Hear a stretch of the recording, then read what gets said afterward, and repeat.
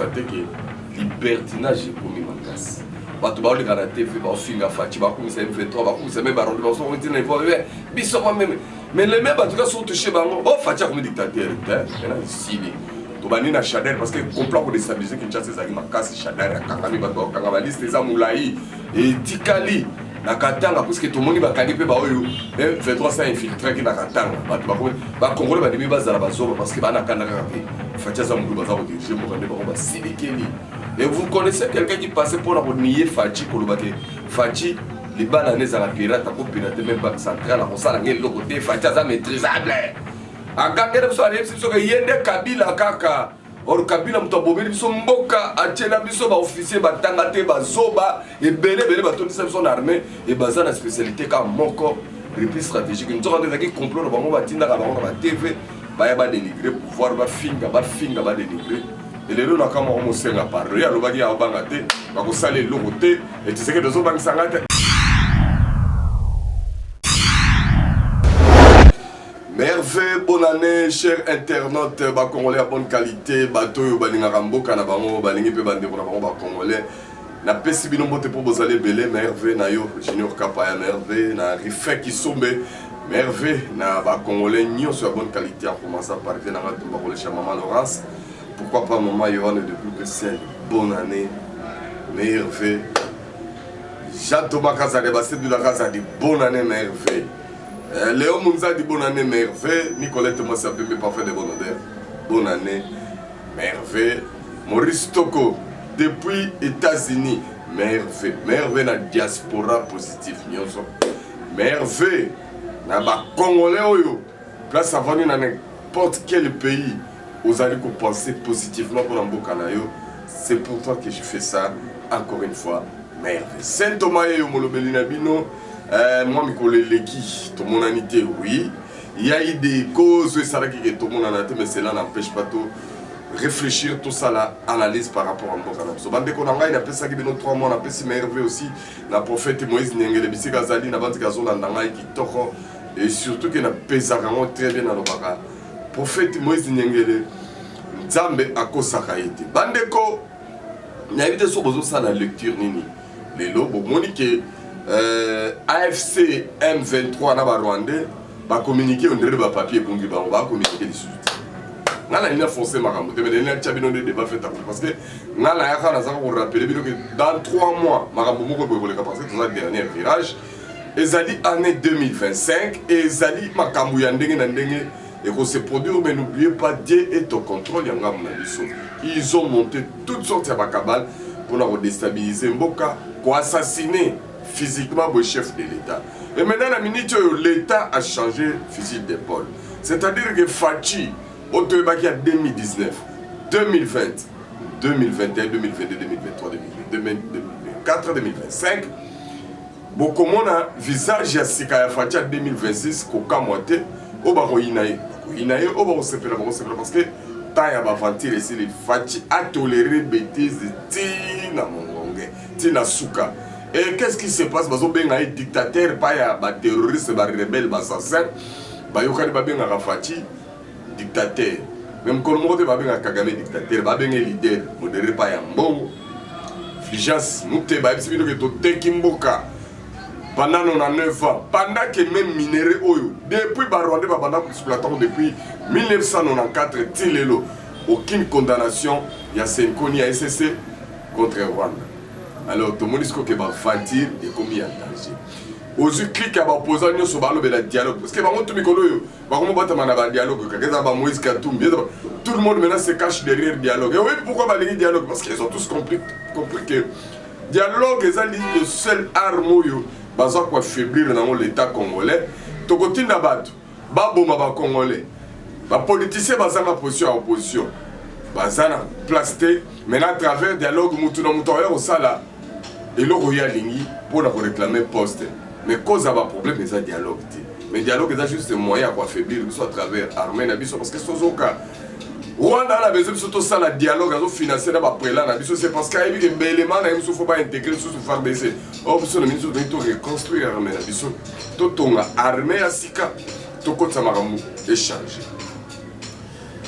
maintenant nakei na perspective ya makambo ezali koya bandeko nanga bacongolais bozala surpris te parce que côté États-Unis nana suna commentaire des États-Unis ça lakisi position na Rwanda na ambassade na ba personnel au Kagame engagé qui va freiner États-Unis a boyi nyosto akoya yo lo baki abo mona États-Unis atinda ba tout na biso États-Unis azo comme ça base biso moko ba congolais to limi tout ça la partenariat stratégique na États-Unis oh mon ezo simbate akende côté va promettre lola na biso mais biso to ndimi na noto zalano ba américain na compte à sécurité na compte ya partenariat et surtout que MONUSCO échanger mandat un américain va venir pour désarmer ba une veto so ba ça veut dire que ba désarmer te ba désarmer voilà pourquoi pour moni tout victoire ya mnene banda ba makambo négociation banda Rwanda na 23 to ba claquer ba porte ba boudara mais bogi biso to kangi porte à doa n'existe plus na ça bino moni ba ba nanda kingai na ba vidéo les gars qui la fois passer na lobaka na bino que à partir d'avril 2026 l'histoire 23 puis à kaka ndenge ya FCC et Bouma. C'est à prendre à laisser. Yondo Koyeba. Tout ça dans les bons, tout ça dans les mauvais. Tout ça dans le mois de décembre. Mais dans la minute, na boy na commenter na forcer sur ce pour convaincre bino mais vira biso tout ça l'équipe. On va on va comme ça qui m'ont libérer ou vira. Ba bimi na kata ou vira. Tout le monde est côté. Tout à l'heure sur le terrain qui va cause ça. Parce que tellement tout ça là ba on va bien ou vira. Moi je ça la sous communiquer. Ça te peut même ça déjà mon kiligi ba on va bimi na on va vira. Et pour ça la constamment que batu nyonso bazaki kokotela Rwanda mpo kokotela lisusu. Mais il y a beaucoup bimi na poisa, c'est le français qui combattait à côté des Rwandais. Matériel nyonso ba mindu nyonso bazaka somba pona kotendele nani Ukraine ezala dévier et pas ya Emmanuel Macron après ça kanae Kagame pas bomaka ba Congolais po bazana biloko bana ngo senga na Congo. Mais biso to biloko balinga bazo wana na bongo biso to ndimi to kabolongo na ba Américain to sala makambo bien pona mboka na biso ngo mona ke okonza mboka Félix Antoine Tshisekedi Tshilombo auti ko sala lancement ya ba travaux pona kotonga ça c'est ka ba industrie ba usine na menka na maluku kuna cité moderne za kotonga madi valeur ya 12 milliards de dollars aux alliés d'investissement d'abord pour une année faut pas ça la comme 20 usines par an avec 30 000 emplois et au finish ils ont besoin de construire 250 usines à hôpital à Munene Kombo Maman Marthe Tshisekedi et Rosala kuna qui ça ya sika qui ça ezanga mulunge qui ça urbanisé qui ça au senga que ba génération lobi bon bana kovanda baza à l'aise qui ça que les kabwana au lieu batu nyonso bazala concentrer dans centre ville batu so centre ville monsieur kotonga makuna en tout cas Rosala malamu voilà c'est dans 5 ans que bilo bana nyonso vous a réalisé. Alors nous félicitons quand même le président Félix Antoine Tshisekedi Tshilombo parce que tout sambeli pe to ko sambela ko continuer pour que Nzambe abatela yenda zwaki mboka apesa wana maboko Nzambe Nzambe wana moya yo ça fachi soni ezate azasima ya fachi bino ba congolais à mauvaise qualité oboya ki na haine na likambo ya pouvoir oyo.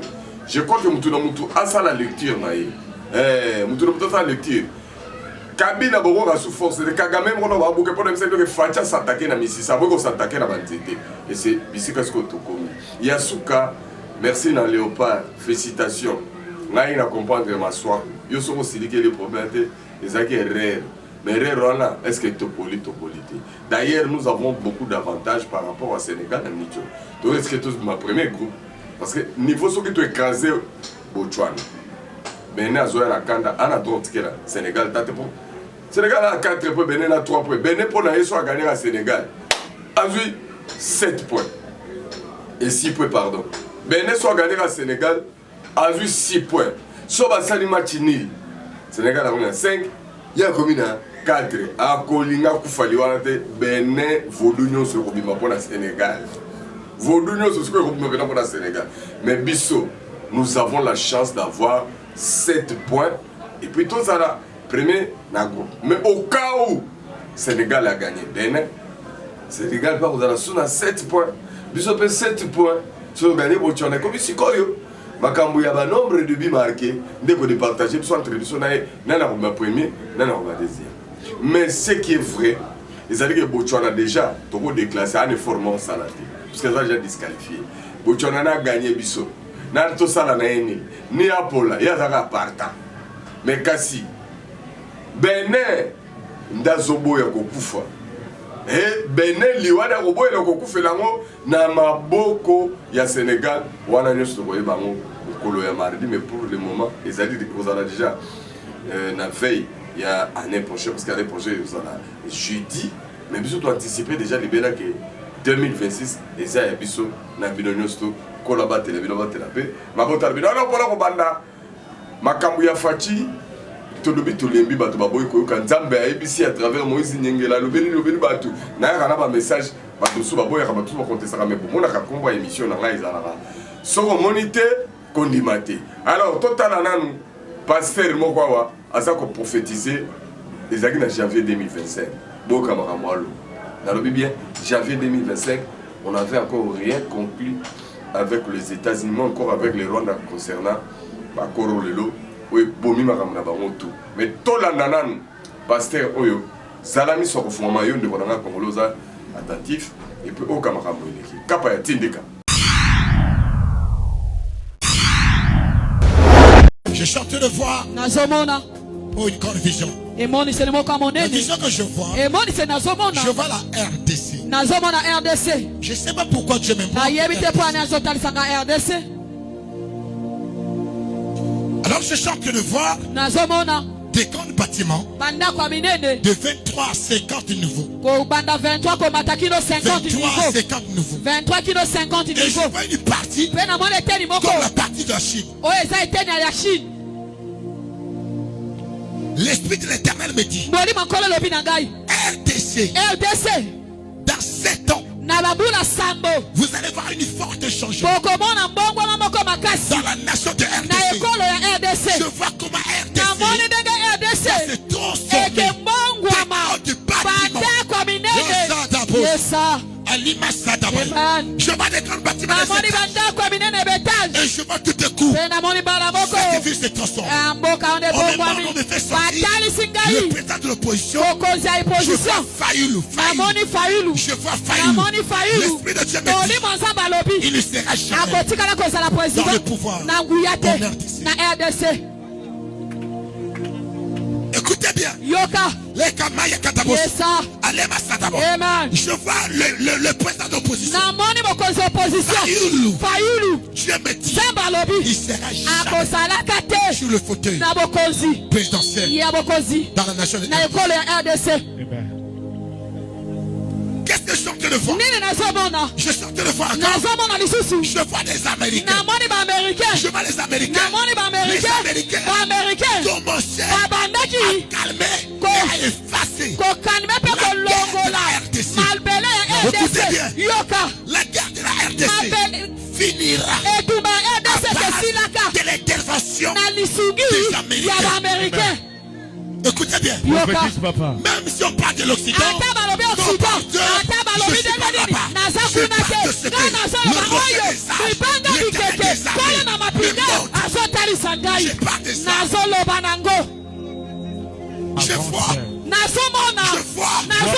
je vois les Américains ont commencé à mettre à effacer le régime de M23. Professeur. L'Esprit de Dieu me dit je finirai la guerre. Il va intervenir.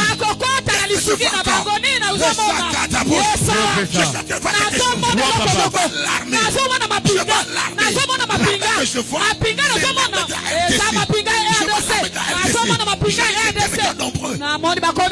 et ils étaient puissants. Écoutez bien. Dans 7 ans, retenez. Dans 7 ans, l'armée va changer le tournure. L'armée de la RDC va changer le tournure. Et ça va dépasser beaucoup de l'armée des nations. Amen, papa, prophétise, Père. Avance, papa. Et qu'est-ce que je vois encore? Le Seigneur m'amène toujours. Il m'amène dans le règne de l'esprit. Je vois des blancs. Je vois beaucoup de marchés. Les Américains qui vont commencer à bénéficier de beaucoup de marchés. Et pour aujourd'hui, on peut parler de la Chine. Mais demain, ça serait les Américains. Je vois des constructions. Je vois des entreprises. Je vois des sociétés. Je vois les blancs s'asseoir dans la nation de la RDC. la nation de la RDC. Et je vois la victoire. Les gens en train de sauter. Je vois le peuple en train de sauter. De sauter. Avec les poings fermés. De sauter. De sauter. De crier la victoire. De crier la victoire. Ainsi parle l'Éternel. Gloire à toi, Jésus. Écoutez bien. Écoutez bien. RDC là. Que beaucoup se moquent. Ça va changer les temps. Je ne vois pas une ville en Afrique. Je sais que l'Afrique du Sud est Maroc. Mais si le vent qui va arriver là, ça va pousser les gens. Amen. Ça serait compliqué.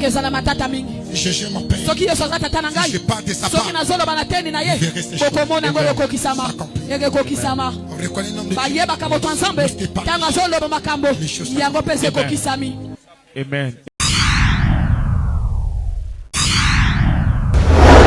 Merci Mingindenge Bozolanda, moi je pense que ça le plaisir na Kiki Kazong ya Mama Bibi. BBC pourquoi pas Mama Yowana. Comme il va fête il faut fêter. Mais ba cadeau, il y a ba fête 2026 en oyo. Vela ba tumba ko le château le bela ondeni.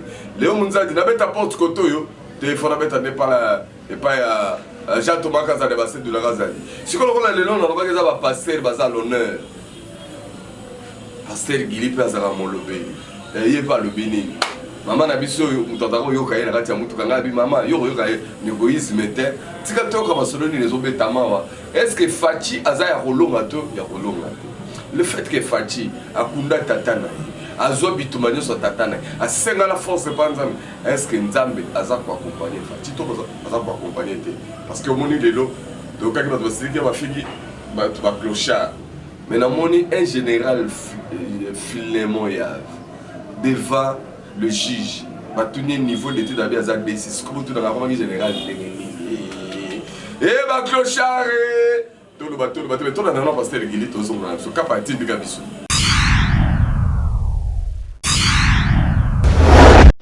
S'il faut périr, na okufa, mais il y a pas question de gagner du tumbate. Yo koktikala awa na poto okundama a.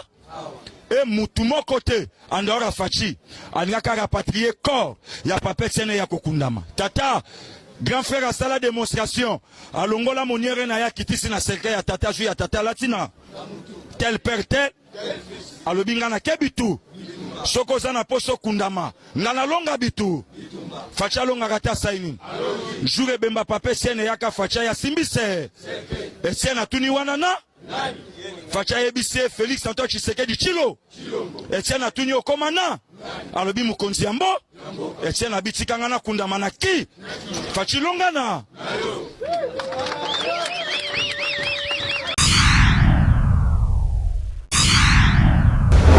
Alors merci parce que Bolandi Pasteur Guili, mais la ligne avant la 6, on a besoin de conclure, on a besoin de Congolais à bonne qualité. Vous avez éparpillé partout dans le monde qu'on a d'habitude. Il s'est fait que période où on constaté que libertinage est commis en casse. Batu ba oleka na TV ba ofinga Fachi ba kumisa M23 ba kumisa même barondi ba so retina il faut biso même mais les mêmes en tout cas sont touchés bango oh Fachi comme dictateur maintenant ici to bani na Chadel parce que complot pour déstabiliser Kinshasa ezaki makasi Chadel ya kangami ba kangama liste za mulai et tikali na katanga parce que tout le monde ba kangi pe ba oyo M23 ça infiltré ki na katanga ba Congolais ba demi bazala bazoma parce que ba na kananga pe Fachi za mulu bazako diriger mo kande ba silikeli. Et vous connaissez quelqu'un qui passait pour la nier Fachi Kolobake.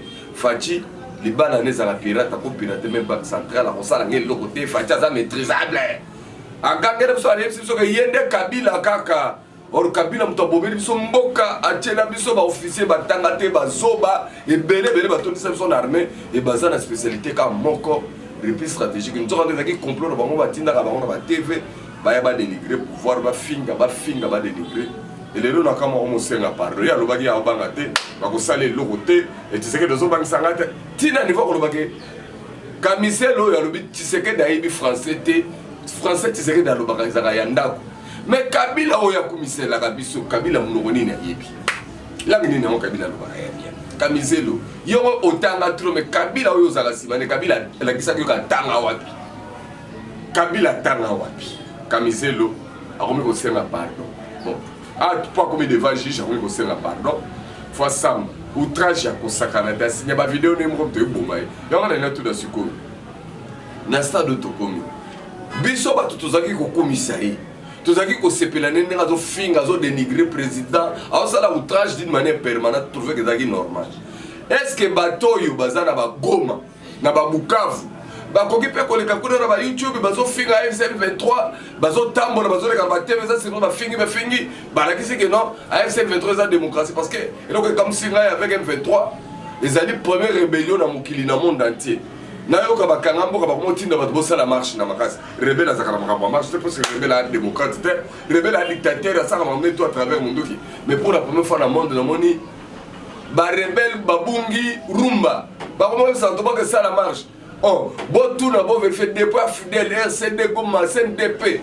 Mu colonie ni batikala okanga bamboka, ba ça va congolais ba ça la marche. Mon inde ba bakomi ba zoba. Ba to ba kizengi. Ai tchela biso monsieur maîtrisable de kapaya to monaye. Azo sera biso pardon. Question na zo tout na bilo ba bolanda ngai. Bo lâcher na commentaire. Bo ibisanga na. Tondi ma pardon naye to toboya.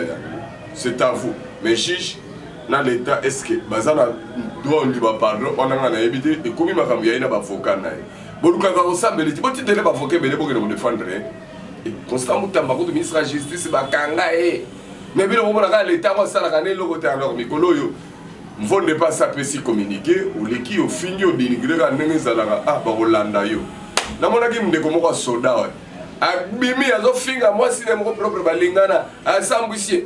Mais comme il devait on a ma vidéo néo et yanga été devine basala kangote. C'est comme ça avec nous les Congolais. Toi ba premier roi le babilo baloba. Er ba ko kango ba cho devant. Mais instance yondo komi ko bima le plus faible victime et là tu vas saluer le kamonko. Mais ba caméra peut ça so ba courage mon boto loba. Mais oko camisé lo komi yemo ko salinga bien. Daniel Safa ça qui bina goma sundoli ataki ko encourager. Daniel Safa qui bina goma ko nemta AFC 23, on va AFC 23, on va le faire dans la Kabila Bazar. Bon, capable, tu dis que tu peux tout faire, ça va comme après tout dimanche. Tu dis que tout le monde a maîtrisable le moto et tout le temps. C'est parti.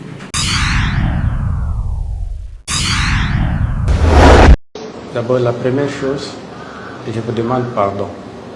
Si vous voulez, vous pouvez me pardonner. Parlez fort. Je vous demande pardon. Vous pouvez me pardonner. Vous êtes père, le chef de l'État est père. Et je vous demanderai aussi, c'est vrai, il y a des points positifs comme vous l'avez dit. Ça, je ne peux pas mentir. Vous avez aussi le droit de nous conseiller. Vous nous appelez, vous nous conseillez. Parce que moi, je peux partir, oui, je vais partir comme vous l'avez dit si vous ne me pardonnez pas. Mais ceux qui vont rester, je vous conseillerai. Et puis, même si je sortais, je vous garantis, si je trouve quelque chose, je vous chercherai pour vous dire. Moi, je pense que c'est le dialogue et la discussion que nos aïeux nous ont légués qui va nous construire. Et le pardon. Je vous demande un pardon sincère, si vous pouvez me pardonner.